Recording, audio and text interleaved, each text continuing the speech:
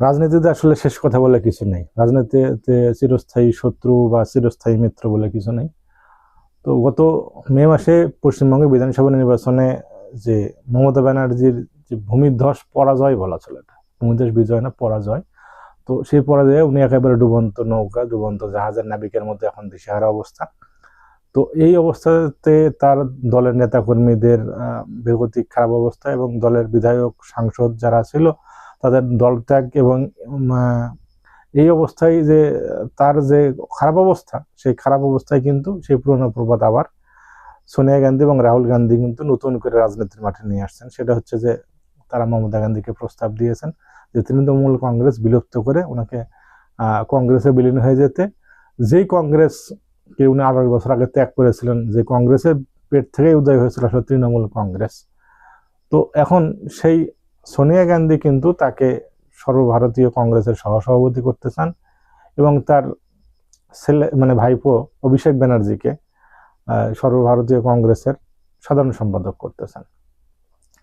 তো সোনিয়া গান্ধী রাহুল গান্ধী যে প্রস্তাবটা দিয়েছে, এর বিপরীতে কিন্তু সেই প্রস্তাব অভিষেক ব্যানার্জিও বলেছে যে সেক্ষেত্রে তাদের কথা হচ্ছে যে রাজ্য সভাকে তার মানে পিসিকে পাঠাতে হবে, মানে হচ্ছে তার মমতা ব্যানার্জিকে পাঠাতে হবে, এবং তাকে বিরোধী দলের মানে অভিষেক ব্যানার্জিকে বিরোধী দলের দলনেতা করতে হবে।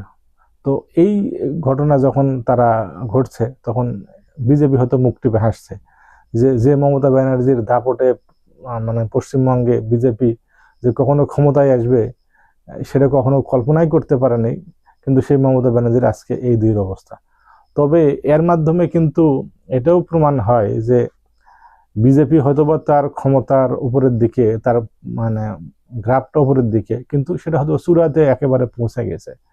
এরপরে খুব সম্ভবত রাহুল গান্ধীর পালা শুরু হবে, এবং রাহুল গান্ধী হয়তো সেই প্রস্তুতি নিচ্ছেন। রাহুল গান্ধী খুব ভালো করেই জানেন এবারের পশ্চিমবঙ্গ বিধানসভা নির্বাচনে মমতা কিভাবে হেরেছেন, আসলে কি কি ফ্যাক্টরের কাছে হেরেছেন, সেই বিষয়গুলো কিন্তু রাহুল গান্ধী নিশ্চয়ই পাঠ করেছেন। এবং সেই সাথে উনি চান যে প্রথমের সেই স্বাধীনতা পরবর্তী যে কংগ্রেস সরকারের পরে পশ্চিমবঙ্গে আর কখনো কংগ্রেস সরকার আসেনি। তো সেই ক্ষেত্রে যদি উনি মমতা ব্যানার্জির মাধ্যমেও যদি কংগ্রেসের সরকার পশ্চিমবঙ্গে নিয়ে আসতে পারেন, সেক্ষেত্রে সাংসদ যদি তার বেশি হয়, তাহলে আগামী নির্বাচনে অবশ্যই এর একটা প্রভাব পড়বে। এবং সেই ক্ষেত্রে রাহুল গান্ধীর পরবর্তীতে প্রধানমন্ত্রী হতে আর কোনো সমস্যা হওয়ার কথা না।